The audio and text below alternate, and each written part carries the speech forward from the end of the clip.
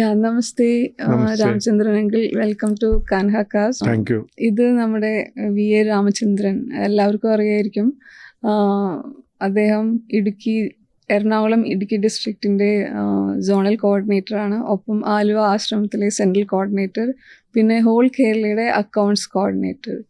അല്ലേ അങ്കിൾ? കുറച്ച് നാളായി അത് ചെയ്യുന്നത്. ഇപ്പോഴത്തെ അങ്കിളിൻ്റെ നമ്മുടെ ആശ്രമത്തിലോ അല്ലെങ്കിൽ കേരളത്തിലോ മൊത്തമുള്ള അങ്കിളുടെ പ്രവർത്തനത്തിനെ കുറിച്ച് കുറച്ചൊന്നും പറയാൻ പറ്റുമോ? ഇപ്പം മെയിനായിട്ട് നമ്മൾ ആലുവ ആശ്രമത്തിലെ സെൻറ്റർ ഇൻചാർജായിട്ട് വർക്ക് ചെയ്യണം. ആലുവ ഏരിയയിൽ നമുക്കൊരു 10 സബ് സെൻറ്റേഴ്സ് ഉണ്ട്. അവിടെ എല്ലാ സത്സംഗങ്ങൾ കണ്ടക്ട് ചെയ്യുക, അതൊക്കെയാണ് എൻ്റെ ജോബ്. അറേഞ്ച് ചെയ്യുക എന്നുള്ളതാണ് ആസ് എ കോർഡിനേറ്റർ. പിന്നെ നമ്മൾ പ്രിസെപ്റ്റേഴ്സിൻ്റെ ആവശ്യമുള്ള കാര്യങ്ങളെല്ലാം അവർക്ക് അറിയിച്ചു കൊടുക്കുക. ഹെഡ് ക്വാർട്ടേഴ്സ് എന്ന് പറഞ്ഞാൽ സർക്കുലേഴ്സ്, അങ്ങനെയുള്ള കാര്യങ്ങളെല്ലാം പറഞ്ഞു കൊടുക്കുക. പിന്നെ ഇടയ്ക്കൊരു മീറ്റിംഗ് നടത്തി ഒന്ന് അവയർനെസ് ഉണ്ടാക്കുക, അപ്ഡേറ്റ് ആക്കുക. പിന്നെ ഇപ്പോൾ പ്രിസെപ്റ്റേഴ്സ് എല്ലാവർക്കും ത്രൂ ഓൺലൈൻ എല്ലാ ട്രെയിനിങ്ങും കിട്ടുന്ന കാരണം നമുക്ക് പഴയ പോലത്തെ ബുദ്ധിമുട്ടൊന്നുമില്ല. പണ്ട് ഞാൻ സ്റ്റാർട്ട് ചെയ്ത സമയത്തൊക്കെ എന്ന് പറഞ്ഞാൽ പീരിയോഡിക്കലായിട്ട് നമുക്ക് സോൺ കോർഡിനേറ്റർ അല്ലെങ്കിൽ ഇവിടെ വന്ന് ആശ്രമത്തിൽ നിന്ന് മാസ്റ്റർ എടുക്കുന്നു, പിന്നെ ഇവിടുത്തെ ഫങ്ഷണറീസിൻ്റെ ഒക്കെ നമുക്ക് കിട്ടണതാണ് നമുക്ക് പണ്ടൊക്കെ നമ്മുടെ അറിവ്.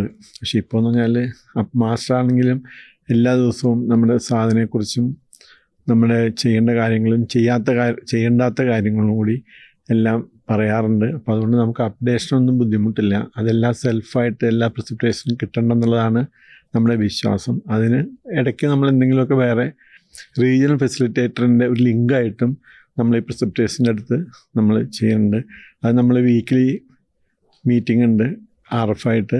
RFമിൻ്റെ മീറ്റിങ്ങിൽ നിന്ന് കിട്ടുന്നതെല്ലാം നമ്മൾ ഈ പ്രിസെപ്റ്റേഴ്സായിട്ട് ഷെയർ ചെയ്യും. അതാണ് ഇപ്പോൾ ഉള്ള മെയിൻ വർക്ക്. ഓക്കെ, അതിൻ്റെ അർത്ഥം കൂടുതലും അങ്കിൾ ഈ അഡ്മിനിസ്ട്രേറ്റീവ് തലത്തിലാണോ അല്ലെങ്കിൽ നമ്മൾ സാധാരണ പുതിയ അവരുമായിട്ടും ബന്ധപ്പെടുന്നുണ്ടോ? അല്ല, നമുക്ക് അഡ്മിനിസ്ട്രേഷൻ എന്ന് പറഞ്ഞാൽ നമ്മളൊരു വേ ഓഫ് അഡ്മിനിസ്ട്രേഷൻ അല്ലാണ്ട് അതിന് പ്രത്യേകമൊന്നും ഞാൻ കാണാറില്ല. നമ്മൾ പുതിയ ആൾക്കാരെ ഇൻട്രൊഡ്യൂസ് ചെയ്യേണ്ട, പുതിയ മീറ്റിങ്ങുകളിൽ പോവും, നമ്മൾ മീറ്റിങ്സ് അറേഞ്ച് ചെയ്തിട്ട് പ്രിസെപ്റ്റേഴ്സിന് കൊടുക്കും.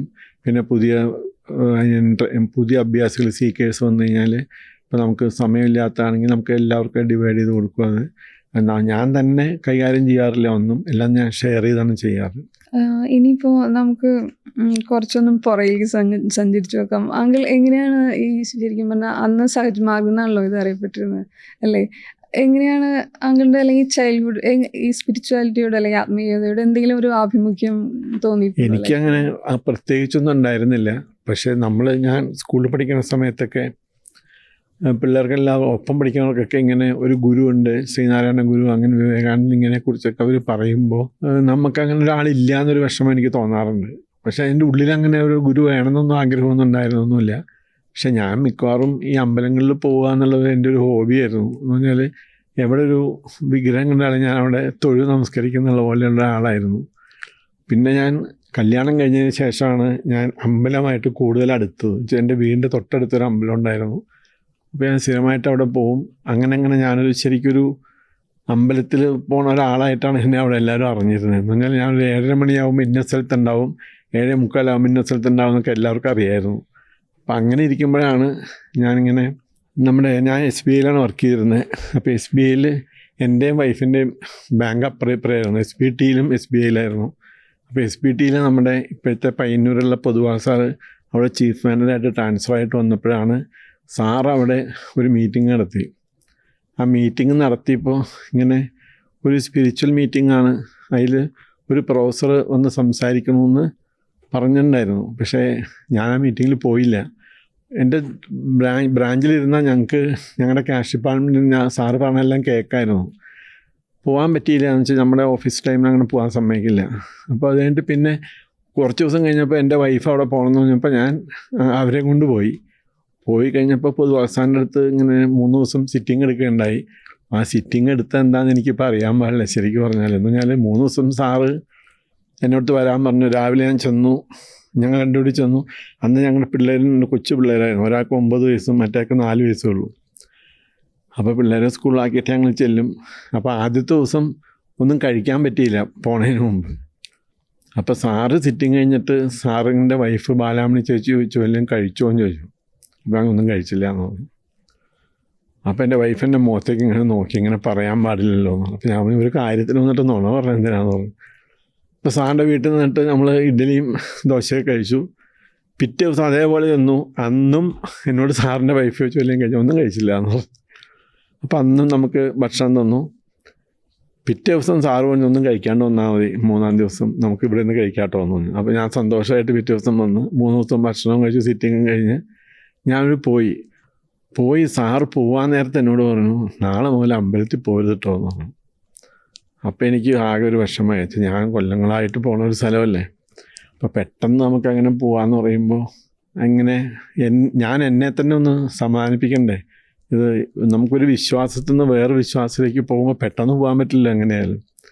അപ്പോൾ ഞാൻ സാറേ നോക്കട്ടെ എന്ന് പറഞ്ഞു. പക്ഷേ ഞാൻ അമ്പലത്തിൽ പിറ്റേ ദിവസം പോയി. പക്ഷേ മെഡിറ്റേഷൻ വീട്ടിലിരുന്ന് ചെയ്യും. സാറിനെ കാണുമ്പോൾ ഞാൻ ഒളിച്ചും പാത്തുമൊക്കെ അങ്ങോട്ടും ഇങ്ങോട്ടൊക്കെ പോകും. അപ്പോൾ സാറിനെ ഞാൻ ദിവസവും കാണും. പക്ഷേ സാറിനെ കാണുമ്പോൾ ഞാൻ സാറിൻ്റെ വണ്ടിയിൽ അവിടെ മുങ്ങും. പിന്നെ ഞാൻ നേരെ ഞങ്ങളുടെ ബാങ്കിലേക്ക് പോകും. അപ്പോൾ സാറിനോട് പറയും ഇയാളെ കാണാനില്ല, എങ്ങോട്ട് പോയാവോ. സാർ എപ്പോഴും വൈഫിനോട് പറയുകയും ചെയ്യും. അത് കഴിഞ്ഞിട്ട് പിന്നെ കുറച്ച് ദിവസം കഴിഞ്ഞപ്പോൾ ഇങ്ങനെ ഞാനത് വിട്ടുപോയി. പക്ഷേ വൈഫിനെ ഞാൻ എല്ലാ ഞായറാഴ്ചയും സത്സംഗം കൊണ്ടാക്കും, സിറ്റിംഗ് എടുപ്പിക്കും. അതൊക്കെ ഞാൻ കറക്റ്റായിട്ട് ചെയ്യുമായിരുന്നു. പിന്നെ അപ്പോൾ എനിക്ക് വന്ന് ജോയിൻ ചെയ്തപ്പോൾ തന്നെ നമ്മൾ സെൻറ്ററിൽ നിന്ന് ഞങ്ങൾ ഏതോ സ്ഥലത്ത് ഒരു പുതിയൊരു മീറ്റിങ്ങിന് പോയപ്പോൾ അവിടെ മൈ മാസ്റ്റർ പുസ്തകം ഇരിക്കുന്നുണ്ട്. അപ്പോൾ ഞാൻ ആ പുസ്തകം എടുത്ത് വായന തുടങ്ങി കുറേശ്ശെയായിട്ട്. ആ പുസ്തകം വായിച്ചു തുടങ്ങിയപ്പോൾ എനിക്ക് കുറേശ്ശെ ഇങ്ങനെ ഈ മാസ്റ്ററെ ഒന്ന് കാണണം എന്നുള്ളൊരു ആഗ്രഹം ഉണ്ടായി തുടങ്ങി. ഇത് 93-ലാണ്. അപ്പോൾ 94 ആയപ്പോഴത്തേക്കും ഞാൻ വായന ഒരു പുസ്തകം കൂടി ആക്കി. പുസ്തകങ്ങൾ ഏത് കണ്ടാലും ഞാൻ അന്ന് എനിക്ക് വായിക്കാൻ ഭയങ്കര ഇൻട്രസ്റ്റ് ആയിരുന്നു പുസ്തകങ്ങളൊക്കെ. പക്ഷേ ഈ അമ്പലത്തിൽ പോക്കുക എന്നുള്ളൊരു ബ്ലോക്ക് എൻ്റെ ഉള്ളിൽ ഇങ്ങനെ കിടക്കണ കാരണം എനിക്ക് സത്സംഗിന് പോകാൻ തോന്നണമില്ല.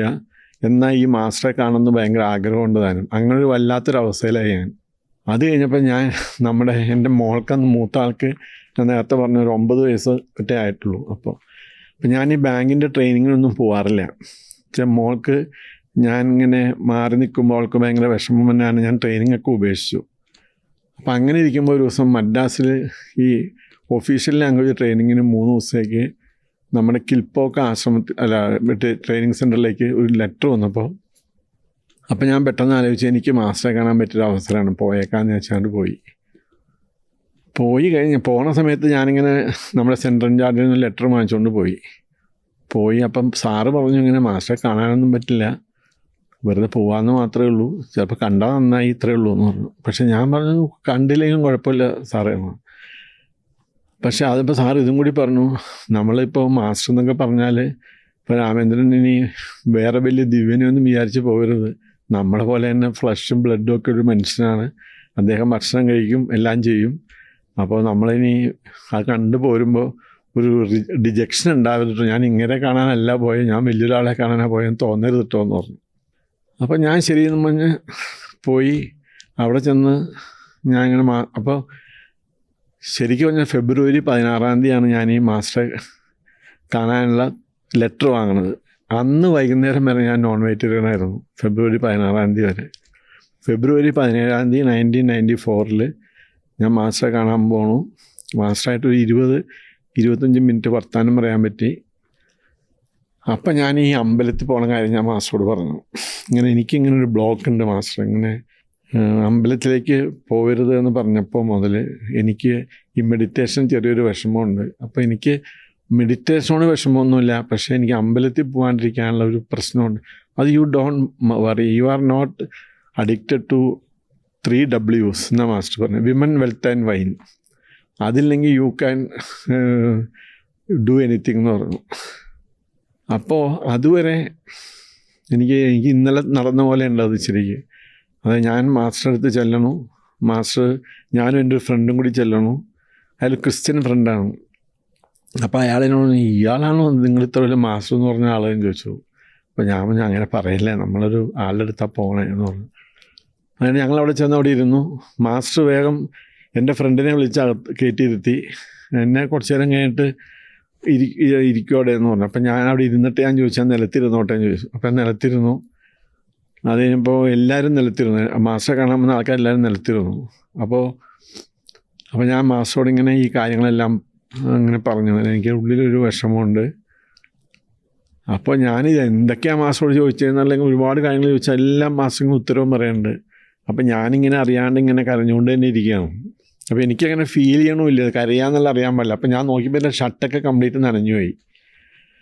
ഒരു 25 മിനിറ്റ് കഴിയുമ്പോൾ മാസ്റ്റർ എണീറ്റിട്ട് now I have to go to ashram. അപ്പം നമ്മുടെ മണപ്പാക്കം ആശ്രമത്തിൽ പച്ചക്കറി നട്ടുകൊണ്ടിരിക്കുന്ന സമയമാണ്. ആശ്രം ബിൽഡിംഗ് ഒന്നുമില്ല, അവിടെ ഒരുപാട് വെണ്ടയ്ക്കൊക്കെ ഉണ്ട്, വഴുതനങ്ങയൊക്കെ ഉണ്ട്. എനിക്കതൊക്കെ പറിച്ച് I have to sell it എന്നൊക്കെ മാസ്റ്റർ പറഞ്ഞു. അപ്പോൾ ഞാൻ അവിടെ നിന്ന് പുറത്തേക്ക് ഇറങ്ങി. കാര്യം ഞാൻ 2 കൊല്ലം മെഡിറ്റേഷനിൽ ഉണ്ടായിരുന്നുണ്ടെങ്കിലും എനിക്ക് പ്രയർ പോലും അറിയില്ലായിരുന്നു. പക്ഷേ ഈ മാസ്റ്ററെ കണ്ടപ്പോൾ എനിക്ക് പ്രയർ കാണാണ്ട് വന്നു. ഞാൻ ഈ ഗായത്രിയുടെ തൊട്ടടുത്തുള്ള ഒരു മറ്റേ STD ബൂത്തിൽ നിന്ന് എൻ്റെ വൈഫിനെ വിളിച്ച് ഞാൻ ഈ പ്രയർ പറഞ്ഞു കൊടുക്കുകയാണ്. അപ്പോൾ കാണാണ്ട് എനിക്ക് മനസ്സിലായി. പക്ഷെ അന്നാണ് ഞാൻ ലാസ്റ്റായിട്ട് എല്ലാം ഈ തലേ ദിവസം ഈ നോൺ വെജിറ്റേറിയൻ ആവണതും.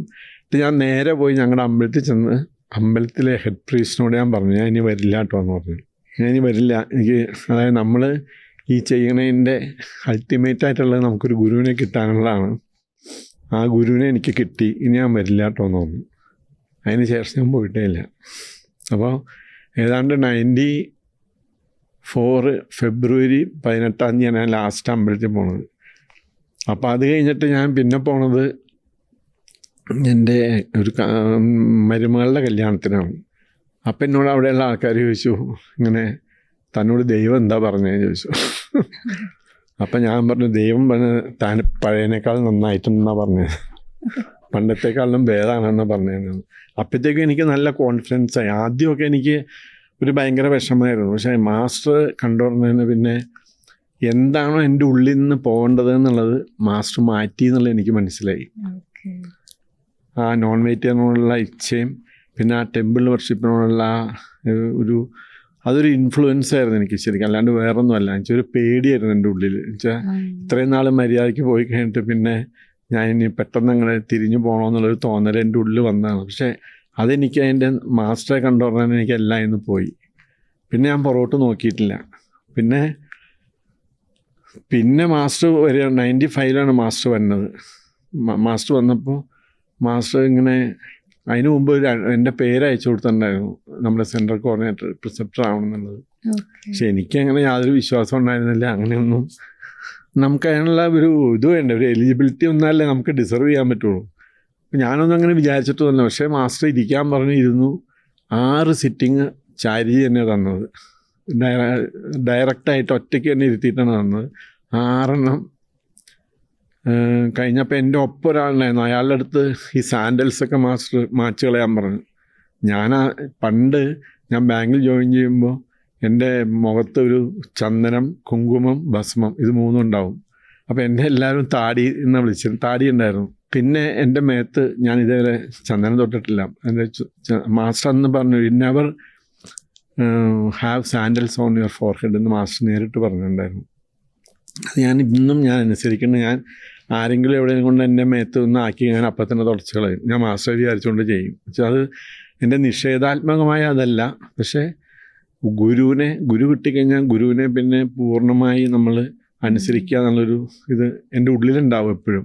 കാര്യം നമുക്കിപ്പോൾ പുതിയ മാസ്റ്റർ വന്നുണ്ടെങ്കിലും എൻ്റെ ഉള്ളിലെപ്പോഴും പഴയ ആളുടെ അഡ്വൈസ് എല്ലാം കിടക്കുന്നുണ്ട്.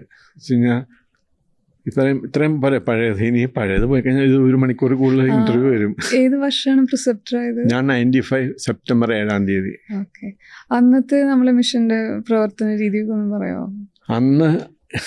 അന്ന് ജോയിൻ ചെയ്യൽ ഏറ്റവും ചെറുപ്പം ഞാനായിരുന്നു. അപ്പോൾ എവിടെയെങ്കിലും പോകണമെങ്കിലൊക്കെ എടാ വണ്ടി വിളിക്കടാന്നൊക്കെ എന്നോട് സോണൽ കോർഡിനേറ്റർ പറയും. അപ്പോൾ എനിക്ക് ഭയങ്കര കാര്യമായിരുന്നു അങ്ങനെ രവിയേട്ടനെ. ആദ്യം സോമാ സാറായിരുന്നു, പിന്നെ രവിയേട്ടനായി. അപ്പോൾ ഒക്കെ എന്ന് പറഞ്ഞാൽ എനിക്ക് മിഷനിലേക്ക് എന്ന് പറഞ്ഞാൽ എനിക്കൊരു വലിയൊരു ലോട്ടറി അടിച്ച പോലെ എനിക്ക് തോന്നിയത്. എന്ന് പറഞ്ഞാൽ നമുക്ക് ഒരു ഡിസർവിങ്ങും ഇല്ലാത്ത ഒരാൾക്ക് പെട്ടെന്ന് ഓരോ കാര്യങ്ങളൊക്കെ തരിക എന്ന് പറയുമ്പോൾ നമുക്ക് അതായത് ആദ്യം എനിക്ക് ഇപ്പോൾ പ്രിസെപ്റ്റർ ആയി കഴിഞ്ഞപ്പോൾ ഞങ്ങൾ ഇടയ്ക്കിടയ്ക്ക് മീറ്റ് ചെയ്യും. അന്ന് 36 പേരെ ആകെ കേരളത്തിലുണ്ടായുള്ളൂ. അപ്പോൾ ഒന്നുമില്ല പാലക്കാടായിരിക്കും, അല്ലെങ്കിൽ പട്ടാമ്പിയിലായിരിക്കും, അല്ലെങ്കിൽ തൃശ്ശൂരായിരിക്കും, അല്ലെങ്കിൽ മാസ്റ്ററൊപ്പം ചെന്നൈയിലായിരിക്കും, അങ്ങനെ തിരുപ്പൂരുണ്ടാവും. അങ്ങനെയൊക്കെയുള്ള 36 പേരെ ഉണ്ടായുള്ളൂ. അപ്പോൾ എല്ലാവരും അങ്ങോട്ടും കൂടെ എല്ലാവർക്കും അറിയാം. അതെല്ലാം വളരെ എന്നോട് എല്ലാവരും ഭയങ്കര സ്നേഹമായിട്ടാണ് പെരുമാറിയിരുന്നു. ചീത്ത പറയേണ്ട സ്ഥലത്ത് ചീത്ത പറയും, അങ്ങനെയൊക്കെ ആയിരുന്നു, വളരെ കാര്യമായിരുന്നു. അപ്പോൾ ഞാനാണെങ്കിൽ ഏത് പണിയും പറഞ്ഞു കഴിഞ്ഞാൽ ഞാൻ നോന്ന് പറയാറില്ല. അപ്പോൾ എനിക്ക് ഏറ്റവും വലിയൊരു ഇൻസിഡൻ്റ് ആയി 2002 നമ്മൾ മലയാളം കോർപ്പസ് തുടങ്ങിയിട്ട് 3 പേരെ ആകെ ജോയിൻ ചെയ്യേണ്ടതാണ് 2003-2004 ആയപ്പോഴത്തേക്കും. അപ്പോൾ രവിയേട്ടനോട് മാസ്റ്റർ പറഞ്ഞു we have to close the corpus, Malayalam corpus. അത് ഞാൻ ഒരാളോട് ചോദിക്കട്ടെ എന്ന് പറഞ്ഞു. രവിയേട്ടൻ എൻ്റെ അടുത്ത് പുറത്ത് വന്നിട്ട് ഞാൻ ഏറ്റു രവിയേട്ടാന്ന് പറഞ്ഞു. ഞങ്ങളങ്ങനെ ആ മലയാളം കോർപ്പസ് അന്ന് 2000 മാസ്റ്റർ മീറ്റിംഗ് കഴിഞ്ഞ് തുടങ്ങിയിട്ട് 1 കൊല്ലത്തിനുള്ളിൽ അത് 250 പിന്നത്തെ കൊല്ലം 570 പിന്നെ 690.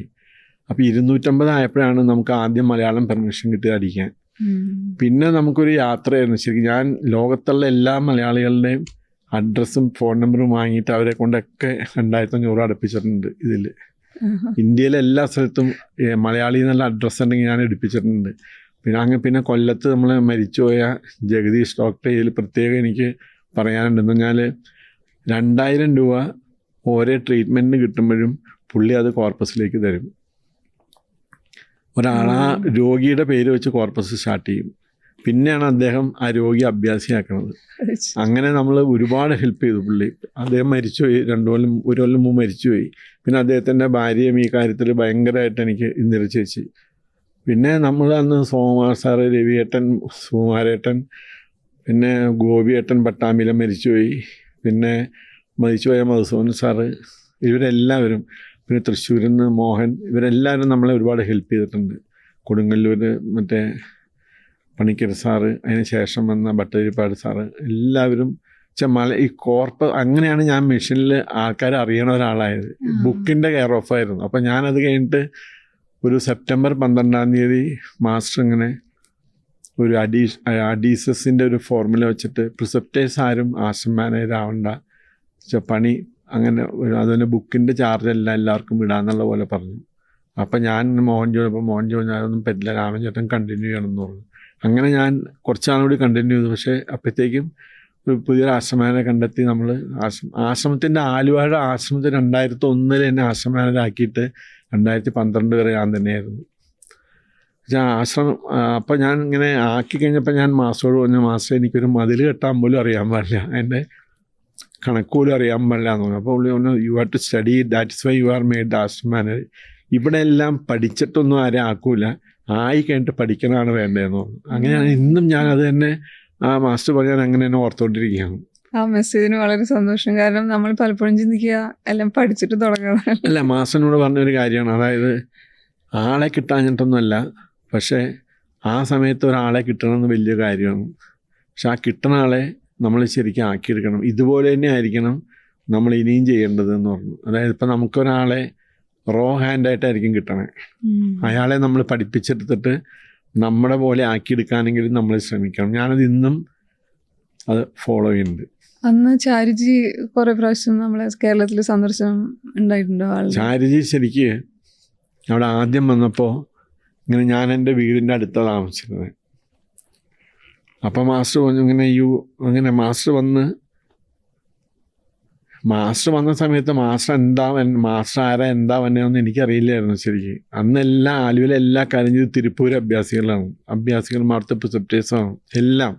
ഈവൻ ബാത്റൂമിൽ ബക്കറ്റ് കൊണ്ട് വെച്ചതുപോലെ അവരാണ് ആദ്യത്തെ തവണ മാസ്റ്റർ വരുമ്പോൾ. 1995 മാസ്റ്റർ ആദ്യം വന്ന അപ്പോഴാണ്.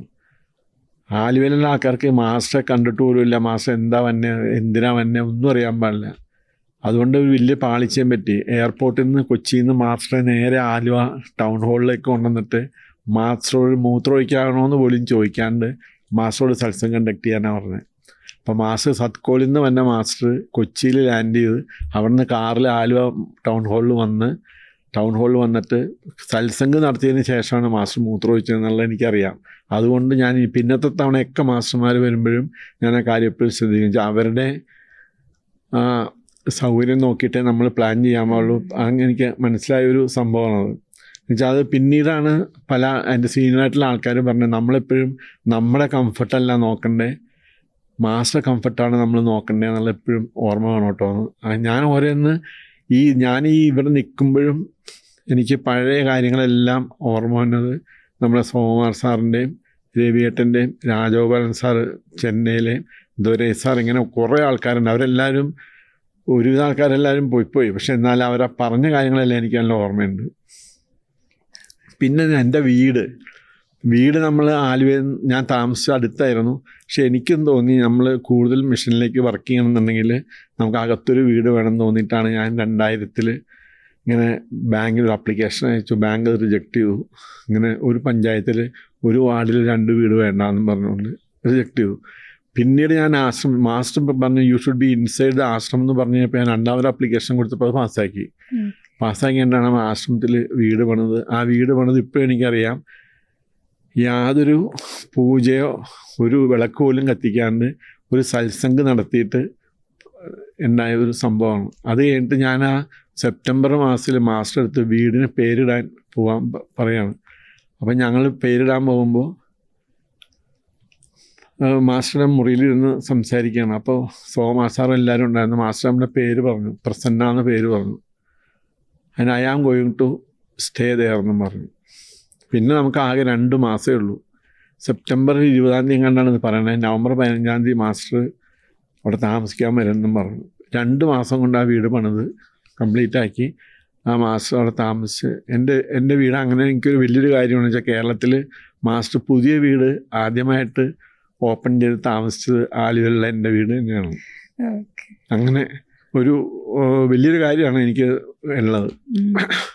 ഓക്കെ, ഇനി നമ്മൾ അങ്കിളുടെ കുറച്ച് വ്യക്തിഗത ജീവിതം നോക്കാം. നമുക്ക് അങ്കിളുടെ ഫാമിലിനെ പറ്റി പറയാമോ? ശരിക്കും എന്നെക്കാളും കൂടുതൽ ഈ മെഷീനും കൊണ്ട് ഗുണമുണ്ടായത് എൻ്റെ ഫാമിലിക്കാണ്. എന്ന് പറഞ്ഞാൽ ഞാനിതിൽ വന്ന സമയത്ത് എൻ്റെ വീട്ടിലെല്ലാവരും എതിരായിരുന്നു. അമ്മാവന്മാരെല്ലാവരും എതിരായിരുന്നു, അച്ഛനും അമ്മയും എതിരായിരുന്നു, വൈഫിൻ്റെ വീട്ടുകാരെല്ലാവരും എതിരായിരുന്നു. ഞങ്ങൾ 2 പേരും മാത്രമാണ് ഇതിലേക്ക് പോകുന്നതായിട്ട് ഞങ്ങളൊരു നല്ല സെൻറ്ററിൽ നല്ലൊരു വീട് പണിത് താമസിച്ചപ്പോഴാണ് ഞാനിതിലേക്ക് ഒന്ന് വന്നത്. 89 ഞങ്ങൾ വീട് താമസിച്ചു. 93 ഞാനിതിൽ വന്നു. അപ്പോൾ ആ വീടൊരു 4-5 കൊല്ലം കഴിഞ്ഞപ്പോഴത്തേക്കും ഞങ്ങൾക്ക് ഉപേക്ഷിക്കേണ്ടി വന്നു. ശരിക്കും ഞങ്ങൾ ഈ പുതിയ വീട്ടിലേക്ക് വന്നു. പുതിയ വീട്ടിലേക്ക് വന്നിട്ട് ആ വീട് ഞങ്ങൾ പക്ഷേ ഞാനൊരു മെറ്റീരിയൽ ലാഭം ഉണ്ടാക്കിയില്ല വീടും കൊണ്ട്. ഞാനൊരു ഡിസർവ് ചെയ്യണ ഒരാൾക്കത് എക്സ്ചേഞ്ചിന് കൊടുക്കുകയത്. പകരം ഒരു വീട് വാങ്ങിച്ചിട്ട് ആ വീട് ഞാൻ എടുത്തിട്ട് ആ വീടിൻ്റെ ഹൗസിംഗ് ലോൺ തീർത്തിട്ട് അങ്ങോട്ട് കൊടുക്കുകയത്. അതെൻ്റെ വൈഫിൻ്റെ അനീതിക്കും കൂടിയായിരുന്നു. പക്ഷെ അവർക്ക് ആ വീടും കൊണ്ട് ഭയങ്കര മേൽഗതി ഉണ്ടായി. ശരിക്കും ആ വീട് ഇപ്പോൾ എപ്പോഴും ഒരു കാര്യമുണ്ട്, നമുക്ക് ഡിസർവ് ചെയ്ത് നമുക്ക് കിട്ടുള്ളൂ എന്ന് ഞാൻ എപ്പോഴും വിചാരിക്കാറുണ്ട്. അപ്പം നമ്മൾ ആശ്രമത്തിലേക്ക് വന്നപ്പോൾ നമ്മുടെ കൂടെയുള്ള ഒരാളെ ഒന്ന് നമുക്ക് ഹെൽപ്പ് ചെയ്യാൻ പറ്റിയെന്നൊരു തോന്നലുണ്ട്. അവരിപ്പോൾ നന്നായിട്ട് ജീവിക്കുന്നുണ്ട്, നല്ല സുഖമായിട്ട് ജീവിക്കുന്നുണ്ട്. ഞങ്ങൾക്കാണെങ്കിലും ഈ ആശ്രമത്തിലേക്ക് വന്ന് എനിക്കൊരു വിശ്വാസമുണ്ട്, ആശ്രമത്തിൽ നിന്ന് എന്ത് കാര്യത്തിന് പോയാലും അത് സക്സസ്ഫുൾ ആവും എന്നുള്ളത്. അപ്പോൾ മൂത്ത മകൾ പഠിച്ചൊക്കെ ചെന്നൈയിലാണ്. ചെന്നൈയിലുള്ള സമയത്ത് അവൾ ആശ്രമത്തിലാണ് എല്ലാ ആഴ്ചയിലും പോവും, മാസ്റ്റർ എടുത്തും പോവും. അങ്ങനെ വളരെ ക്ലോസ് ആയിരുന്നു. അവൾക്ക് അവിടെ തന്നെ ജോലി കിട്ടി കഴിഞ്ഞിട്ട് പിന്നെ ഗവൺമെൻറ് യൂണിവേഴ്സിറ്റിയിലേക്ക് മാറി, അതങ്ങോട്ട് പോന്നു. അവൾക്ക് ഒരു നല്ല കല്യാണം ശരിയായി, ഒരു കുട്ടി ഉണ്ടായി. കുട്ടി ശരിക്ക് ചാരിജിയുടെ ഡേറ്റ് ഓഫ് ബർത്തും കൂടിയായിരുന്നു. അപ്പോൾ അങ്ങനെ ഒരു വലിയൊരു കാര്യം ഉണ്ടായിരുന്നു. പിന്നെ 2ാമത്തെ ആൾ ചെന്നൈയിൽ പഠിച്ചു. അവിടെ നിന്ന് ലണ്ടനിലേക്ക് പോയി. ലണ്ടനിൽ നിന്ന് വന്നപ്പോൾ നല്ലൊരു ജോലി കിട്ടി. അപ്പോൾ ഇങ്ങനെ മാസ്റ്റർ എടുത്ത് ഞാൻ പണ്ട് ക്രസ്റ്റ് ചെന്നപ്പോൾ ഇവളുടെ +2 റിസൾട്ട് വന്നപ്പോൾ ടെസ്റ്റ് നല്ല മാർക്കുണ്ടായിരുന്നു. അപ്പം ഞാനിങ്ങനെ മാസ്റ്ററോട് ചോദിച്ചു, can she try four civil services ഞാൻ ചോദിച്ചു. അപ്പോൾ മാസ്റ്റർ വൈക്കോണ്ടെന്ന് പറഞ്ഞു. അപ്പോൾ ഒരു 2 തവണ 3 തവണ എഴുതി ശരിക്കും തോറ്റു എന്നുണ്ടെങ്കിലും ഇന്ത്യയിൽ 20ാമത്തെയും കേരളത്തിൽ ഫസ്റ്റ് റാങ്കായിട്ട് കിട്ടി IASൻ്റെ. അപ്പോൾ ഞാൻ പറഞ്ഞു വന്നത് പിള്ളേർക്ക് എൻ്റെ ഫാമിലിക്കാണെങ്കിലും നല്ലൊരു ഇതുണ്ടായി, ഉയർച്ചയുണ്ടായി. ഞാനിതിൽ വന്ന് മാസ്റ്റർ എടുത്ത് സെർവ് ചെയ്യണമുണ്ട്. അപ്പോൾ ഇപ്പം ആർക്കും യാതൊരു കുഴപ്പമില്ല. ഇപ്പം ആരെ വിളിച്ചാലും ഞാൻ വിളിച്ചാൽ വരും, പക്ഷേ ഞാൻ വിളിക്കാറില്ല. അങ്ങനെ നമ്മുടെ ഫാമിലിയിൽ എല്ലാവർക്കും മനസ്സിലായി I am going in a right path എന്ന് മനസ്സിലായി. പക്ഷേ അത് കൊല്ലങ്ങളോളം കഴിഞ്ഞതിന് ശേഷമാണ്. ഞാനിപ്പോൾ ഏതാണ്ട് 30 കൊല്ലം ഇതിൽ വന്നിട്ട് ഞാൻ പുറകോട്ട് നോക്കുമ്പോൾ ഞാൻ ഒന്നുമല്ലായിരുന്നു ശരിക്കും. എനിക്കൊരു ബാങ്കിൽ ജോലി ഉണ്ടെന്നല്ലാണ്ട് എനിക്കങ്ങനെ ഇപ്പം അങ്ങനെ ഞാൻ ഒന്നും ആണെന്നിപ്പോൾ എനിക്ക് വിചാരമില്ല എന്നാണ് ഏറ്റവും വലിയ കാര്യം. പക്ഷേ എനിക്ക് ഒരുപാട് കാര്യങ്ങൾ ഇനിയും ചെയ്യാനുണ്ടെന്നൊരു തോന്നലുണ്ട് എൻ്റെ ഉള്ളിൽ. എത്ര തീർന്നു ഞാൻ ഒരിക്കലും മിഷൻ്റെ പണി ഞാൻ പെൻഡിങ് വയ്ക്കാറില്ല. എന്ത് കാര്യമുണ്ടെങ്കിലും ഞാനത് ഒന്നും എൻ്റെ കാര്യം നോക്കാണ്ട് തന്നെ ഞാൻ ചെയ്യും. എൻ്റെ കാര്യം ഞാൻ സെക്കൻഡറി ആക്കി എടുക്കാറുള്ളൂ. ഈ പ്രൊഫഷണൽ ലൈഫിൽ ഇപ്പോൾ ബാങ്കിൽ ആണല്ലോ അങ്കിൾ വർക്ക് ചെയ്തത്, ആ സമയത്ത് ഈ ആത്മീയ സാധന എന്തെങ്കിലും ഇതിൽ ഹെൽപ്പ് ചെയ്തെന്ന് തോന്നിയില്ല? എനിക്കത് ഹെൽപ്പ് ചെയ്തതാണ്. അതായത് ഞങ്ങളുടെ ബാങ്കിൽ എന്ന് പറഞ്ഞാൽ ഈ സ്റ്റേറ്റ് ബാങ്ക് ആകുമ്പോൾ കസ്റ്റമേഴ്സിനൊക്കെ തമ്മിൽ തല്ലാൻ ഏറ്റവും നല്ലൊരു ബാങ്ക് അതാണ്. ആരോടും മെക്കെട്ട് അറിയില്ല, ആരും ഒന്നും തിരിച്ചു പറയില്ല. ഗവൺമെൻറ് ബാങ്കല്ലേ. പക്ഷെ പ്രൈവറ്റ് ബാങ്കിൽ അങ്ങനെ അവർ പിടിച്ച് പുറത്താക്കും. ഞങ്ങളുടെ ബാങ്കിൽ എത്ര പ്രശ്നം വന്നാലും ഞാൻ വളരെ കൂളായിട്ടിരിക്കണം കാണുമ്പോൾ എന്നോട് കസ്റ്റമേഴ്സ് ചോദിക്കും, താനെന്താ ഇതൊന്നും കേൾക്കണില്ലേ എന്ന് ചോദിക്കും. അപ്പോൾ ഞാൻ എൻ്റെ ഇവിടെ ഒരു എംബ്ലം കണ്ടോ എന്ന് ചോദിക്കും. ഇതാണ് അങ്ങനെ ആ കെയർ ഓഫിൽ ഒരുപാട് കസ്റ്റമേഴ്സ് നമ്മുടെ മിഷനിൽ ചേർന്നിട്ടുണ്ട്. നമ്മളൊരു പീസിൻ്റെ അംബാസഡർ എന്നുള്ള പോലെ ഇവിടെ വഴക്കുണ്ടെങ്കിൽ നമ്മളതിൽ ഇടപെട്ട് അത് സോൾവ് ചെയ്യും, ഒരു കൂളാക്കും. അപ്പം അങ്ങനെ വന്ന് നമ്മൾ ബാങ്കിൽ തന്നെ ഈ മിഷൻ വളരെ പിന്നെ വന്നത് എന്താണെന്ന് വെച്ചാൽ ഞങ്ങളുടെ DGM ആയിട്ട് വന്നത് നമ്മുടെ രാമകൃഷ്ണൻ സാറാണ്. നമ്മുടെ ചെന്നൈയിൽ താമസിക്കണം ഇപ്പോഴത്തെ. ഇപ്പോൾ സാറ് ഇവിടെ കൻഹേലുണ്ട്. എസ് രാമകൃഷ്ണൻ ഒരാളുണ്ടായിരുന്നു SBIയിൽ. സാറ് ബറോഡ രാമകൃഷ്ണൻ എന്ന് അറിയപ്പെടുന്ന ഈ മിഷനിൽ. സാറ് ഞങ്ങൾ DGM ആയിട്ട് വന്നപ്പോൾ സാറ് നമുക്ക് അപ്പോൾ ഞാൻ ഈ ശനിയും ഞായറും യൂണിയൻ്റെ പ്രവർത്തനത്തിനൊന്നും പോകാത്തതിനും എന്നെ ഒന്ന് എങ്ങനെയെങ്കിലും ആലുവെന്നൊന്നും മാറ്റണമെന്ന് യൂണിയന് ഭയങ്കര ആഗ്രഹമായിരുന്നു. പക്ഷെ ഞങ്ങളുടെ ബാങ്കിൽ യൂണിയൻ വിചാരിച്ചാൽ നടക്കുകയും ചെയ്യും. ആ സമയത്താണ് രാമകൃഷ്ണൻ സാറ് തന്നെ. അപ്പോൾ രാമകൃഷ്ണൻ സാറ് യൂണിയൻ്റെ സാറ് വന്ന ഉടനെ തന്നെ മീറ്റിംഗ് ചോദിച്ചു, വേറെ ഈസ് മിസ്റ്റർ രാമചന്ദ്രൻ വർക്കിംഗ് ചോദിച്ചു. അപ്പോൾ അവർ കണ്ണുകളിൽ പോയിച്ചിരിക്കും, എനിക്കെങ്ങനെ ഈ സാറായിട്ട് പരിചയം തന്നെയാണ്. ആ സാറിൻ്റെ ഒരൊറ്റ ഇടപെടൽ കാരണം ദൂരേക്ക് ട്രാൻസ്ഫർ ചെയ്യണം എന്നെ ആലുവ തന്നെ സ്ഥിരമാക്കി. പിന്നെ എനിക്ക് ആലുവ നിന്ന് ട്രാൻസ്ഫർ ഉണ്ടായിട്ടില്ല. അത് ശരിക്കും നമുക്കൊരു ഇളക്കം വരാൻ പോകുമ്പോൾ ഒരു മാസ്റ്റർ ഒരു ചെറിയൊരു പണി ഒപ്പിക്കണമെന്ന് എനിക്ക് എപ്പോഴും തോന്നാറുണ്ട്. അല്ലെങ്കിൽ സാറ് അവിടെ വന്നിട്ടൊരു കാര്യമില്ല. സാറ് വിശാഖപട്ടണത്തിൽ നിന്ന് എറണാകുളത്തേക്ക് വരേണ്ട ഒരു കാര്യം സാറ് തന്നെ പറഞ്ഞു. ഞാനൊരു ചെന്നൈയിലേക്ക് ട്രാൻസ്ഫർ ട്രൈ ചെയ്തുകൊണ്ടിരിക്കുമ്പോഴാണ് എനിക്ക് ഓർഡർ വന്ന് എറണാകുളത്ത് ജോയിൻ ചെയ്യാൻ പറഞ്ഞുകൊണ്ടിരുന്നത്. അങ്ങനെ വന്നാൽ എനിക്ക് ദൂരെ പോകാണ്ടിരിക്കാൻ പറ്റി. അത് തന്നെയല്ല, നമ്മുടെ DGM എന്ന് പറഞ്ഞ ആൾ ബ്രാഞ്ചിൽ വരുമ്പോൾ ബ്രാഞ്ചിൽ ഒരുപാട് പ്രശ്നങ്ങൾ സാറ് ചോദിക്കണ കാരണം ബുധനാഴ്ചയും എല്ലാം എന്നോട് നേരത്തെ പൊക്കോളാൻ പറയും. ഏമാനെ ഇങ്ങോട്ട് വരുത്തണ്ട, താൻ നേരത്തെ പൊക്കോന്ന് പറയും. അപ്പം അങ്ങനെ ഞാൻ നേരത്തെ വരും. അപ്പം എനിക്ക് ശരിക്ക് ആ ഇതിൽ വന്നത് എനിക്ക് ഒഫീഷ്യൽ ലൈഫിലും ഒരു നന്നായി മാറി. എനിക്കൊരു കോൺഷ്യസ് ആയിട്ട് എപ്പോഴും വർക്ക് ചെയ്യാൻ പറ്റി. കാര്യം എനിക്ക് ഭയങ്കര വർക്കായിരുന്നു. പക്ഷേ രാത്രി 11 മണിയായാലും ഞാൻ ആ വർക്ക് തീർത്തിട്ടേ വരുള്ളൂ. പക്ഷേ എനിക്ക് ആ ലാസ്റ്റ് റിട്ടയർമെൻറ്റിൻ്റെ അന്ന് 3 മണി വരെ എനിക്ക് പണിയെടുക്കാൻ പറ്റി. അത് എനിക്ക് ഭയങ്കര ഭാഗ്യമായിട്ടാണ് എനിക്ക് തോന്നിയേക്കണേ. പലരും അതുപോലെ ഇപ്പോഴും റിട്ടയർ ചെയ്തിട്ട് 10 കൊല്ലമായി. 10 കൊല്ലമായി എനിക്ക് റിട്ടയർ ചെയ്ത പോലെ ഒന്നും തോന്നാറൊന്നുമില്ല. ഞാനിപ്പോഴും പഴയ പോലെ തന്നെ ആക്റ്റീവാണ്. ഓക്കെ, വളരെ സന്തോഷം. പിന്നെ അങ്കിളിപ്പോൾ ഈ മിഷനിലിപ്പോൾ അഭ്യാസിയായി തുടങ്ങി, പിന്നെ പതുക്കെ ഈ പ്രവർത്തിക്കാൻ കൂടുതൽ മിഷന് വേണ്ടി പ്രവർത്തിക്കാനുള്ള അതെങ്ങനെയാണ് ട്രാൻസ്ഫോർമേഷൻ ഉണ്ടായത്? ഞാൻ ഇത്രയും കൂടി ഹമ്പിളായിട്ട് എനിക്ക് തോന്നണേ എന്ന് വെച്ചാൽ അഭ്യാസി അയക്കുന്ന സമയത്തുള്ള മുഷ്കൊന്നും എനിക്കിപ്പോൾ ഇല്ല. എന്ന് പറഞ്ഞാൽ നമ്മൾ ഓരോ കയറ്റം കയറുമ്പോഴും നമ്മൾ കുറേശ്ശെ നമ്മുടെ ഐഡൻറ്റിറ്റി കളയണം എന്നുള്ളതാണ് എൻ്റെ ഇത്. വെച്ചാൽ ഞാൻ വളരെ ഇപ്പോഴും തുടങ്ങിയ ഒരാളുടെ അടുത്ത് ഞാൻ ഒരിക്കലും ഒരു ഹാർഷായിട്ടോ അല്ലെങ്കിൽ സത്സംഗിന് വന്നില്ലെങ്കിൽ എന്താ വരാത്തതെന്നോ ഞാൻ ചോദിക്കാറൊന്നും. സത്സംഗിന് വന്നില്ലെങ്കിൽ ഞാൻ അവിടെ ചെന്ന് അന്വേഷിക്കും എന്താ പ്രശ്നം. അവർ വീട്ടിൽ പോയി അന്വേഷിക്കും ആരായാലും. അല്ലാണ്ട് ഞാൻ അങ്ങനെ ചോദിക്കാറൊന്നുമില്ല. എൻ്റെ അടുക്കൊന്നും അങ്ങനെ ഒരിക്കലും ഇതേവരെ ഈ ഇതിൽ ഒരു ഒച്ചയിൽ പോലും സംസാരിച്ച ഒരു അഭ്യാസിയോടോ അല്ലെങ്കിൽ മുകളിലുള്ള ആളോടോ ഞാൻ സംസാരിച്ചിട്ടേ ഇല്ല. അതെനിക്ക് ഉറപ്പായിട്ട് പറയാൻ പറ്റും. ഇപ്പോൾ ഇത് കേട്ടോണ്ടിരിക്കുന്ന ആൾക്കാർക്ക് മനസ്സിലാവുകയും ചെയ്യും. ആരെങ്കിലും കേൾക്കുകയാണെങ്കിൽ ഒരാളോട് ഞാനങ്ങനെ ദേഷ്യപ്പെട്ട് പറഞ്ഞിട്ടുണ്ടാവില്ല. ഒന്നാമത്തെ എനിക്ക് അറിയില്ല അങ്ങനെ പറയാം, അതാണ്. ഓക്കെ, അങ്കിളിൻ്റെതായ ഒരു ശൈലി എന്തെങ്കിലും ഉണ്ടോ? ഇപ്പോൾ നമ്മൾ ഹാർട്ട്ഫുൾനെസ് മറ്റുള്ള പുതിയ ആൾക്കാരോടോ അല്ലെങ്കിൽ അവരോട് പറയാൻ? എൻ്റെ ശൈലി എന്ന് പറഞ്ഞാൽ ഞാൻ എന്തൊക്കെയാണ് സഫർ ചെയ്തേക്കണം എന്നുള്ളത് അവർക്ക് വരാണ്ടിരിക്കാൻ ഞാൻ നോക്കും. ഞാൻ അമ്പലത്തിൽ പൊക്കോളാനേ പറയുള്ളൂ. അമ്പലത്തിൽ പോകാനേ പറയും. ഇപ്പം ഞങ്ങളുടെ അവിടെ ഒരു മുസ്ലിം ഒരാളെയാണ് കെയർ ടേക്കറായിട്ട് എടുത്തേക്കണേ. അതിൽ പള്ളിയിൽ പോകാത്ത ആളാണ്. ഞാൻ അവിടെ പറഞ്ഞാൽ ഇവിടെ ജോയിൻ ചെയ്ത് കഴിഞ്ഞാൽ പിറ്റേ വെള്ളിയാഴ്ച മുതൽ താൻ പള്ളിയിൽ പോയിരിക്കണം എന്നാണ് പറഞ്ഞാണ്. അയാൾ പോകാറുമുണ്ട്. വെച്ചാൽ നമ്മൾ ജനങ്ങളുടെ ഇടയിൽ എനിക്കിതൊരു വലിയൊരു പ്രശ്നമായിരുന്നു. വെച്ചാൽ ഞാൻ അമ്പലത്തിൽ തിരുമേനിമാരുടെ ഒപ്പമാണ് ഞാൻ ഈ മറ്റേ ആറാട്ട് കുളിച്ചിരുന്നത്. എന്നെ കാണാണ്ടായി കഴിഞ്ഞപ്പോൾ പലരും ആ മിഷനെ കുറ്റം പറഞ്ഞു ആ ഇടയ്ക്ക്. ആ പുള്ളി അയച്ചൊന്നും ചെയ്തതിന് ശേഷമാണ് ഇങ്ങനെ ആയിപ്പോയെന്നുള്ളത്. പക്ഷെ അങ്ങനെ ഒരു പേര് വേറെ ആർക്കും വരരുതെന്ന് എനിക്ക് നിർബന്ധമുള്ള കാര്യമായിരുന്നു. അതായത് ഞാൻ അതിന് എപ്പോഴും ഡിഫെൻഡ് ചെയ്തിട്ടുണ്ട്. എല്ലാവരോടും പൊക്കോളാനും പറയും. പിന്നെ അവരെ എപ്പോൾ പോണ്ടാന്ന് തോന്നണോ അന്ന് നിർത്തണം എന്ന് പറഞ്ഞിട്ടുണ്ട്. വെച്ചാൽ നമുക്ക് തോന്നും കുറേ നാൾ കഴിയുമ്പോൾ ഈ എക്സ്റ്റേണൽ വർഷിപ്പ് ആവശ്യമില്ല, ഇൻറ്റേർണലായിട്ട് നമ്മൾ മാസ്റ്റർ ഇൻറ്റീരിയറൈസ് ചെയ്ത് കഴിഞ്ഞാൽ പിന്നെ നമുക്ക് അതിൻ്റെ ആവശ്യമില്ലാന്നൊരു തോന്നൽ വരുമ്പോൾ ദേ ക്യാൻ സ്റ്റോപ്പ് ഇറ്റ്. ഞാൻ അങ്ങനെ വിചാരിക്കാറ്. ഞാൻ കമ്പൽ ചെയ്യാറില്ല ഒരിക്കലും. പിന്നെ ഇപ്പോൾ നമ്മുടെ ലൈഫിൽ നമുക്ക് എപ്പോഴും എന്തെങ്കിലും ചലഞ്ചസ് ഉണ്ടാവുമല്ലോ, എന്തെങ്കിലും പ്രോബ്ലംസ് ഇല്ലാത്ത ആർക്കും ഇല്ല. അപ്പോൾ അത് എങ്ങനെയാണ് അങ്കിൾ ഫേസ് ചെയ്യുക? അതായത് നമ്മൾ നല്ല കാലം എന്ന സാധനം നമ്മുടെ ലൈഫിൽ വരില്ല എന്നുള്ളത് എനിക്കറിയാം. എപ്പോഴും ഒരേ പ്രോബ്ലം ഉണ്ടാവും. ആ പ്രോബ്ലം നമ്മളെങ്ങനെ സോൾവ് ചെയ്ത് പോയി കഴിയുമ്പോഴാണ് നമ്മൾ ലൈഫ് തീരും. അല്ലാണ്ട് നമ്മൾ കുറച്ചാൾ നല്ല ജീവിതം അങ്ങനെയൊന്നുമില്ല. നമ്മളെല്ലാം life is A long river. നമ്മളത് ഇങ്ങനെ ഒഴുകാൻ വിട്ടേക്കുക. അതിൻ്റെ ഇടയിൽ നമ്മൾ ഒബ്സ്ട്രക്ഷൻ വന്നു കഴിഞ്ഞാൽ അത് നമ്മൾ അപ്പുറത്തേക്ക് കിടക്കുക. അല്ല നമ്മളതിൽ നല്ല ജീവിതമൊന്നും ചീത്ത ജീവിതമൊന്നുമില്ല. നമ്മൾ നന്നായിട്ട് നല്ല ക്യാരക്ടറും നല്ല ഹാബിറ്റും ഒക്കെ ആയാൽ നമ്മൾ ലൈഫ് അങ്ങനെ തന്നെ സുഗമമായിട്ട് പോകും. പിന്നെ നമ്മൾ ആരെങ്കിലുമൊക്കെ ദ്രോഹിക്കാൻ തുടങ്ങിക്കഴിഞ്ഞാൽ അത് തിരിച്ചും കിട്ടുന്നുള്ള ഒരു വിശ്വാസം നമുക്ക് ഉള്ളത് നല്ലതാണ്. നമ്മൾ ആരെയും ദ്രോഹിക്കില്ല. ഓക്കെ. പിന്നെ ചെറുപ്പക്കാർ എന്തുകൊണ്ട് ധ്യാനിക്കണം എന്നാണ് അങ്കിൾ വിശ്വസിക്കുന്നത്?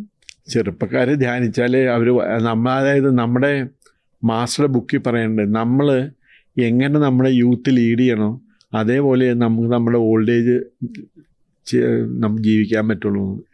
എത്രത്തോളം നമ്മൾ കെയർലെസ്സോ റാഷോ ആണ് നമ്മൾ യൂത്ത് എന്നുണ്ടെങ്കിൽ ഓൾഡ് ലൈഫ് അതേപോലെ ആയിപ്പോവും. നമ്മുടെ ലൈഫ് വളരെ മിസറബിളാവും വയസ്സാകുമ്പോൾ. അപ്പോൾ ഇപ്പം നമ്മളെല്ലാ കാര്യത്തിനും ഒരു ചെക്ക് വയ്ക്കാൻ പറ്റിയ സമയം ഒരു 35 years. ഞാൻ വന്നത് 38 years ആയപ്പോഴാണ്. അപ്പം തന്നെ എനിക്ക് തോന്നി അത് വളരെ വൈകിപ്പോയി എന്നുള്ളത്. 38 വയസ്സ് തന്നെ എനിക്ക് അത്രയും വേണ്ടായിരുന്നു എനിക്ക് പിന്നീട് തോന്നി. ഒരു 25-30 വയസ്സിലൊക്കെയാണ് വന്നിരുന്നുണ്ടെങ്കിൽ എൻ്റെ ജീവിതം വേറൊരു വഴിക്ക് പോയെന്നെ. പക്ഷെ നമുക്ക് അങ്ങനെയൊന്നും പറയാൻ പറ്റില്ലല്ലോ. ഒന്നും വഴി മോശമായി എന്നൊന്നും പറയാൻ പറ്റില്ല. പക്ഷെ എന്നാൽ ലേറ്റായി പോയതൊരു തോന്നലുണ്ട്.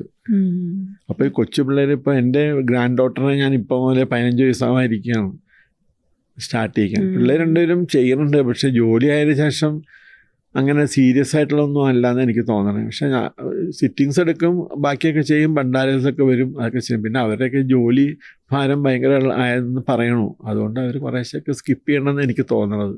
പക്ഷെ എന്തെങ്കിലും ഞങ്ങൾ തമ്മിൽ വല്ല വഴക്കുണ്ടാവുകയാണെങ്കിൽ അത് ഈ അഭ്യാസത്തിൻ്റെ കാര്യം മാത്രമായിരിക്കും, പിള്ളേരായിട്ട് വേറൊന്നും ഉണ്ടാവാറില്ല. അങ്ങളുടെ ഒരു ദിവസത്തെ ജീവിതം, ഒരു ദിവസത്തെ ചര്യകളെ പറ്റി ഒന്ന് പറയാമോ? രാവിലെ മുതൽ എങ്ങനെയായിരിക്കും? ഞാനൊരു ആശ്രമത്തിലാണ് താമസിക്കണേ. അപ്പോൾ ആശ്രമത്തിൽ താമസിക്കുമെന്ന് വെച്ചാൽ ആശ്രമത്തിൻ്റെ ചില പണികൾ നമ്മൾ ചെയ്യാണ്ട് പറ്റില്ല. അതായത് രാവിലെ ഞാനൊരു 3:45 എണീക്കും ദിവസവും. ഒരു 4:30 മുതൽ 5:25 വരെ ഞാൻ മെഡിറ്റേഷൻ ചെയ്യും. അത് കഴിഞ്ഞ് 5:25 പോയാൽ 5:30 മുതൽ യോഗ ചെയ്യും.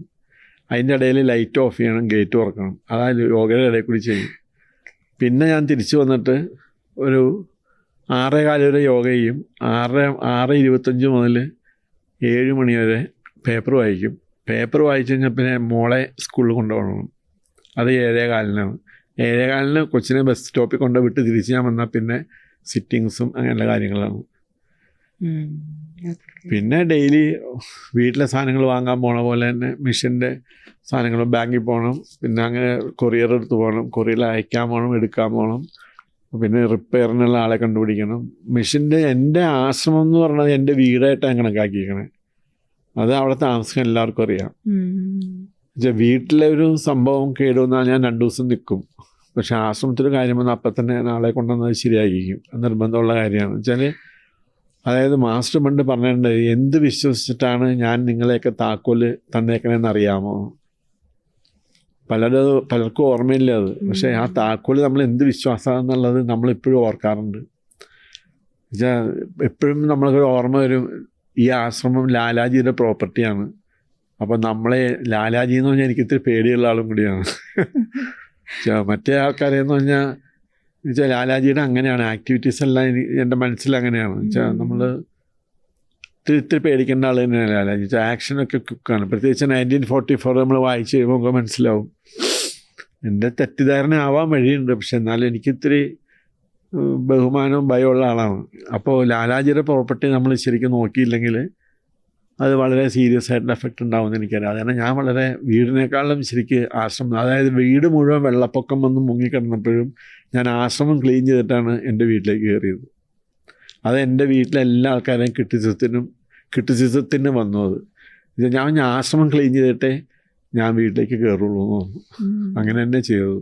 ഓക്കെ. ഇപ്പോൾ അങ്കിള് ഇപ്പോൾ 2 നമ്മുടെ ഗുരുക്കന്മാരായിട്ട് അടുത്ത് ഇടപഴകി പ്രവർത്തിച്ചുകൊണ്ടിരിക്കുകയാണല്ലോ. അപ്പോൾ അങ്കിളുടെ അനുഭവത്തിൽ എങ്ങനെയാണ് നമ്മളെ മിഷൻ വളരുന്നതെന്ന് തോന്നുന്നത്? രണ്ടും 2 സൈസല്ല മാസ്റ്റേഴ്സാണ്. ഒരാളെന്ന് പറഞ്ഞാൽ സ്നേഹം കൊണ്ട് നിലനിർത്തിയ ആളാണ്. ചാരിറ്റി എന്ന് പറഞ്ഞാൽ എനിക്ക് എൻ്റെ അച്ഛൻ്റെ പോലെയായിരുന്നു. പക്ഷേ ഈ മാസ്റ്റർ എന്ന് പറഞ്ഞാൽ ഇപ്പോഴത്തെ ആളെന്ന് പറഞ്ഞാൽ പുള്ളി അങ്ങനെ സ്നേഹമുണ്ടെങ്കിലും സ്നേഹം ഭാവിക്കാറില്ല ആരെടുത്തും. എൻ്റെ പേഴ്സണലായിട്ട് ഒപ്പീനിയൻ ആട്ടോ. പക്ഷേ അദ്ദേഹത്തിൻ്റെ ഉള്ളിൽ എല്ലാവരും അറിയുകയും ചെയ്യാം. അതെനിക്ക് മനസ്സിലായതെന്ന് വെച്ചാൽ ഞങ്ങളുടെ ഒരു 5000 പേരുടെ ഒരു മീറ്റിംഗ് നടന്നുകൊണ്ടിരിക്കുക, ഗൂഗിൾ മീറ്റ്. എല്ലാവരും 5000 പേര് കാണുമ്പോൾ മാസ്റ്റർ മുമ്പിൽ ഒരു ചെറിയ ഫോട്ടോ അല്ലേ ഉണ്ടാവുള്ളൂ എല്ലാവരും. മാസ്റ്റർ എന്നെ അവിടെ നിന്ന് വിളിച്ചു, hello miss brother Ramachandran sir, how are you in Aluva. അത് അന്ന് ഞാൻ കിടന്നപ്പോൾ 3:30 മണിയായി രാത്രി. എന്നുവെച്ചാൽ എല്ലാവരും ഫോൺ ചെയ്തും പിന്നെ ഞാൻ തന്നെ വല്ലാണ്ടായിപ്പോയി. ചാരി എന്ന് പറഞ്ഞാൽ നമ്മൾ എന്നെ കൈ കൊണ്ട് അടിച്ചിട്ടുണ്ട്, എല്ലാം ചെയ്തിട്ടുണ്ട്. അപ്പോൾ അതെന്ന് പറഞ്ഞാൽ എന്നെ ഇങ്ങനെ ആക്കിക്കൊണ്ടുവന്ന പുള്ളിയാണ്. പക്ഷേ നമ്മുടെ ഡെവലപ്മെൻറ്റ് കഴിഞ്ഞിട്ട് പിന്നെ നമ്മുടെ ഈ ഒരു മരമായാലും ഒരു വളർച്ചയും പിന്നെയാണ് അതിൻ്റെ ഇത് വരുന്നത്. ആ മരം വളരണുള്ള ആൾക്കാണ് കൂടുതലും മരം നന്ദി പറയേണ്ടത്, ഒരു പൊസിഷൻ വരെ വന്നത്. ആളുടെ ഇതും കൊണ്ടാണല്ലോ ആ മരം അങ്ങനെ ആയത്. ആ ഒരു പ്ലാന്റ് എന്നുള്ളൊരു ട്രീ ആവണത് അപ്പോഴാണ്. ട്രീ ആയി കഴിഞ്ഞാൽ പിന്നെ അതിനെ നശിപ്പിക്കാനാ പാട്. ഈ ഇപ്പോഴത്തെ മാസ്റ്റർ വന്നപ്പോഴത്തേക്കും ഞാൻ എൻ്റെ വിശ്വാസം ഞാനൊരു മരമായി എന്നുള്ളതാണ്. ആ ചെടിയിൽ നിന്ന് മാറി മരമായിപ്പോയി. പിന്നെ മാസ്റ്ററായിട്ട് മാസ്റ്റർ ഭയങ്കര ക്ലോസാണ് നമ്മുടെ അടുത്ത്. അങ്ങനെ ഞാൻ വിചാരിച്ചേക്കാണ്. ആലുവയിൽ വന്നപ്പോഴും മാസ്റ്റർ ആലുവയെക്കുറിച്ച് വളരെ നന്നായിട്ട് അഭിപ്രായം പറയുമ്പോൾ ഒരു CC എന്നുള്ള നിലയ്ക്ക് എനിക്ക് ഏറ്റവും സന്തോഷം അത് തന്നെയായിരിക്കും.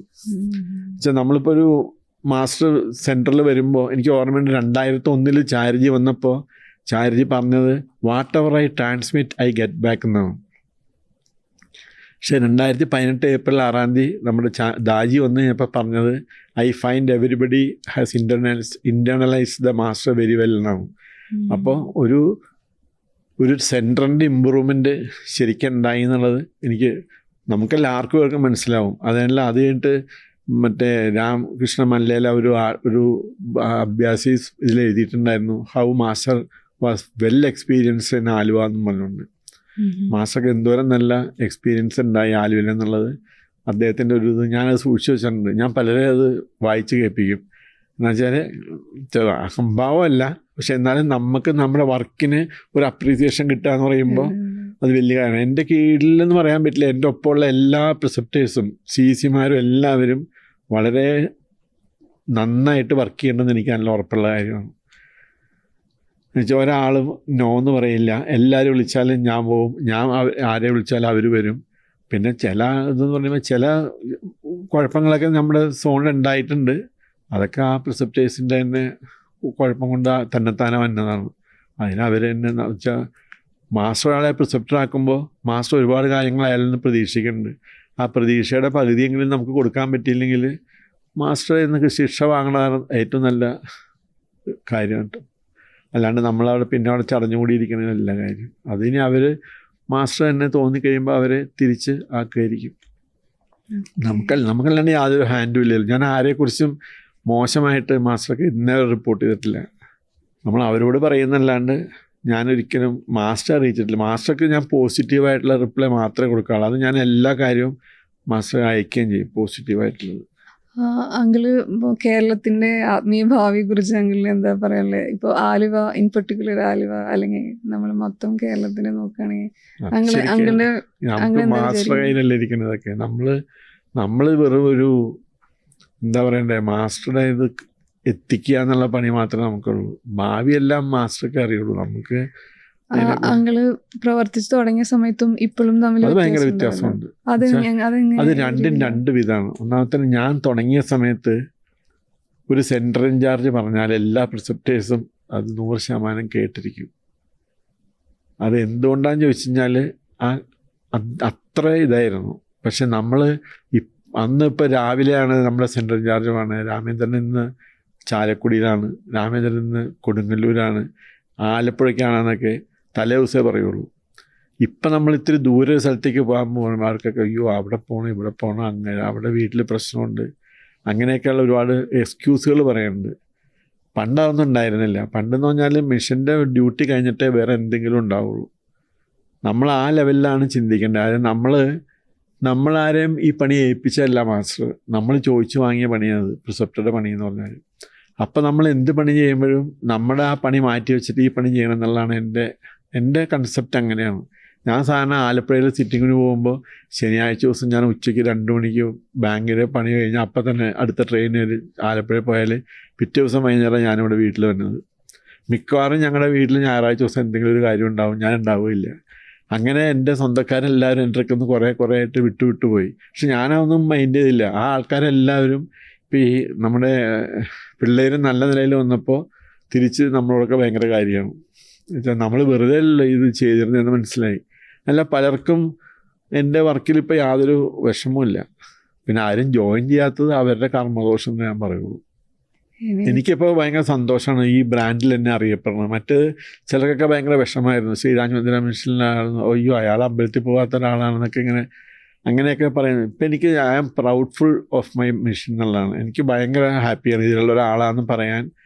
അതായത് പണ്ട് നമ്മുടെ ചാരിയുടെ ഒരു പ്രസംഗത്തിൽ ഞാൻ ഓർക്കുന്നുണ്ട് മാസ്റ്റർ പറഞ്ഞത്, അതായത് ഈ പാണ്ഡവന്മാരോട് എല്ലാവരും അവരവരെ കുറിച്ച് പറയാൻ പറഞ്ഞപ്പോൾ അർജുനൻ മാത്രമാണ് I am a disciple of Drona എന്ന് പറഞ്ഞു. ബാക്കി എല്ലാവരും I am the son of Pandu എന്നൊക്കെയാണ് പറഞ്ഞതെന്ന് പറഞ്ഞിട്ടുണ്ട്. അപ്പം ഞാനിപ്പോൾ എന്ത് ചോദിച്ചാലും I am disciple of Daaji എന്ന് ഞാൻ പറയുള്ളൂ. എന്ത് ചോദിച്ചാലും അത് നമുക്ക് തലയുയർത്തി പറയണമെങ്കിൽ നമുക്ക് ഇത്തിരി ഇതും വേണം. അല്ലെങ്കിൽ നമുക്ക് എന്തെങ്കിലും സംശയം ഉണ്ടെങ്കിൽ പറയാൻ പറ്റില്ല. എനിക്കങ്ങനെ യാതൊരു സംശയമില്ല. അപ്പോൾ അത് വളരെ സ്ട്രോങ് ആയിട്ട് ഞാൻ പറയുകയും ചെയ്യും. എൻ്റെ പിള്ളേരാണെങ്കിലും ഞാനിതിനിപ്പോൾ പല കാര്യങ്ങളും വീട്ടിൽ വേണ്ടാന്ന് വെച്ചിട്ട് ഞാൻ മിഷൻ്റെ വർക്കിന് പോയാലും ഒന്നും ആരും പറയാറില്ല. അത് കാരണം എനിക്ക് അങ്ങനത്തെ ഒരു ഭാര്യയെ കിട്ടിയതുകൊണ്ടാണ്. ഇപ്പോൾ ഭാര്യയുടെ അടുക്കുന്നായാലും പിള്ളേരുടെ അടുക്കുന്നായാലും 2 സൺ ഇൻ ലോസിൻ്റെ അടുക്കുന്നായാലും എനിക്ക് പോസിറ്റീവായിട്ടുള്ള ഇതാണ് കിട്ടണേ. അതുകൊണ്ട് കുഴപ്പമില്ല. നമ്മൾ ഇടുക്കി പോയി ഒരു ഭയങ്കര തണുപ്പത്ത് പോയി കിടന്നപ്പോഴും ആരും ഒന്നും പറഞ്ഞൊന്നുമില്ല, അവിടെ കിടന്നോളാനാണ് പറഞ്ഞത്. അപ്പോൾ എനിക്ക് അങ്ങനത്തെ നമുക്ക് വീട്ടിൽ നല്ല സപ്പോർട്ടില്ലെങ്കിൽ മിഷൻ വർക്ക് ചെയ്യാൻ ഒരിക്കലും പറ്റില്ല. അതെനിക്ക് നമ്മുടെ സീനിയർ ഫങ്ഷണറീസ് ആയിട്ടുള്ള സോമകുമാർ സാറ്, രവിയേട്ടൻ, സുകുമാരേട്ടൻ, അങ്ങനെ ഓരോരുത്തരുടെയും നിന്നൊക്കെ എനിക്ക് കിട്ടിയ അനുഭവങ്ങൾ. അവരുടെ വീട്ടിലൊക്കെ പിള്ളേരും ഭാര്യമാരൊക്കെ ഭയങ്കര സപ്പോർട്ടാണ്. അത് കണ്ടിട്ടായിരിക്കണം എൻ്റെ ഭാര്യയും അങ്ങനെ തന്നെയാണ്. ഒരു എതിർപ്പൊന്നും പറയാറില്ല. പിന്നെ എനിക്ക് ആലുവ എന്ന് പറഞ്ഞാൽ എൻ്റെ ഒരു ഇതാണ്. ഈ പറഞ്ഞ പോലെ നമുക്ക് മാസ്റ്റർ ബ്ലസ് ചെയ്ത് തന്നേക്കുന്ന സെൻറ്ററാണ്. അപ്പോൾ നമ്മൾ ആ സെൻറ്ററിൽ ഇരിക്കുക എന്ന് പറഞ്ഞാൽ എനിക്കൊരു വലിയ ഭാഗ്യമായിട്ട് ഞാൻ കണക്കാക്കിയാണ്. പക്ഷെ സീറ്റിനോട് എനിക്ക് ഒരു ഇതുമില്ല താനും. മാസ്റ്റർ എപ്പം മാറാൻ പോകണം, I am ready to give എന്നുള്ളതാണ്. അങ്ങനെ എനിക്ക് സന്തോഷക്കുറവൊന്നും ഇല്ല എന്നുണ്ടെങ്കിലും അതിനു വേണ്ടി വർക്ക് ചെയ്യാൻ ഞാൻ തയ്യാറുമാണ്. അങ്ങനെയുള്ള പ്രശ്നങ്ങളൊന്നുമില്ല. ചിലരൊക്കെ നമ്മൾ ഒരു പോസ്റ്റിൽ നിന്ന് പോകുമ്പോൾ പിന്നെ ആ പോസ്റ്റിലേക്ക് തിരിഞ്ഞു നോക്കില്ല. സാധാരണ ഞാൻ കണ്ടേക്കണം അങ്ങനെയാണ്. ഇപ്പോൾ ഒരാൾ ആശ്രമ മാനേജറായി കഴിഞ്ഞാൽ ആശ്രമ മാനേജറുടെ പോസ്റ്റിൽ നിന്ന് ആളെ മാറ്റിക്കഴിഞ്ഞാൽ പിന്നെ ആശ്രമത്തിൽ ഒരു പണിക്ക് ആളെ കിട്ടൂല. അപ്പം നമ്മളൊരാൾക്ക് ആ ഓപ്ഷൻ കൊടുത്താൽ പിന്നെ ആൾ പോയി കഴിയുമ്പോൾ അയാൾക്കുള്ള ആ ഇൻട്രസ്റ്റ് പോവുകയാണ്. പക്ഷെ നമ്മൾ ആലോചിക്കേണ്ടത് നമുക്ക് അത്രയും സമയം സെർവ് ചെയ്യാൻ കിട്ടിയേക്കുന്ന ഭാഗ്യത്തിനെ കുറിച്ച് നമ്മൾ ആലോചിക്കേണ്ടത്. അതിനെക്കുറിച്ച് കൂടുതൽ നമ്മൾ സെർവ് ചെയ്യാൻ വേണ്ടതിന് ശേഷം ഞാൻ അങ്ങനെ എല്ലാവരോടും പറയാറുള്ളൂ. ഇപ്പോൾ ബാക്കിയെല്ലാം നമുക്ക് ഒരു പോസ്റ്റും മിഷനിൽ പെർമനൻ്റ് അല്ല. മാസ്റ്റർ ആ സർട്ടിഫിക്കറ്റ് തന്നെ പറയണത് എപ്പോൾ വേണമെങ്കിലും നമ്മളെ മാറ്റാമെന്നാണ്. അപ്പോൾ നമ്മൾ അതിന് ഏത് പോസ്റ്റായാലും നമുക്ക് നമ്മുടെ മികവും കൊണ്ടല്ല മാസ്റ്റർ തന്നെ, മാസ്റ്റർ അനുഗ്രഹത്തോട് തരണതാണ്. അപ്പോൾ നമ്മളത് നന്നാക്കി എടുക്കാൻ നോക്കണമെന്ന് മാത്രമേ എൻ്റെ ഇതുള്ളൂ, വേറെ ഒന്നുമില്ല. വളരെയധികം സന്തോഷം അങ്കിൾ ഇത്രയധികം നേരം സംസാരിച്ചതിന്. എനിക്ക് തോന്നി അങ്ങയുടെ ഓരോ വാക്കുകളും പുതിയ അഭ്യാസികൾക്കും ഇനി വരാനിരിക്കുന്നവർക്കും ഒരു ഉത്തേജകം തന്നെയായിരിക്കും. Thank you so much. വളരെ നന്ദി. താങ്ക് യു, വളരെ നന്ദി.